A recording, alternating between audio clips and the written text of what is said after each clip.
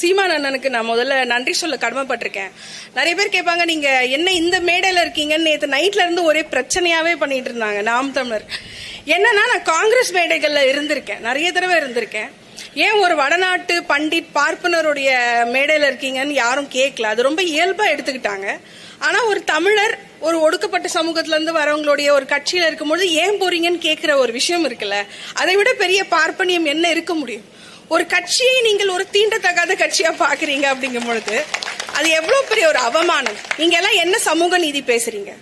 எனக்கு நாம் தமிழர் வெண்ணிலா சுற்றுச்சூழல் பாசறையோட கிட்டத்தட்ட ஒரு 2 வருடமாகவே ஒரு தொடர்பு இருக்கு. ஏன்னா நான் காட்டுப்பள்ளி துறைமுகத்திற்கு எதிராக போராட்டம் செய்தப்போ இவங்களும் அங்க கூட இருந்தாங்க. அப்பதான் சுற்றுச்சூழல் குறித்து, சுற்றுச்சூழல் சும்மா ஒன்றும் இல்ல. சுற்றுச்சூழல்ங்கிறது நார்வேலையோ பின்லாண்ட்லயோ பேசக்கூடிய ஒரு விஷயம் இல்ல. ஐஸ் கட்டி உருக்குதுன்னு இங்க இருக்கக்கூடிய கடைக்கோடி ராமேஸ்வரத்துல இருக்க தமிழன் எப்படி பாதிக்கப்படுறான், காசிமேட்ல இருக்க ஃபிஷர்மேன் எப்படி பாதிக்கப்படுறான், எண்ணூர் எப்படி பாதிக்கப்படுறதுன்னு பேசுறதுதான் கிளைமேட் சேஞ்ச். அதை பத்தி தான் நம்ம பேசணும்.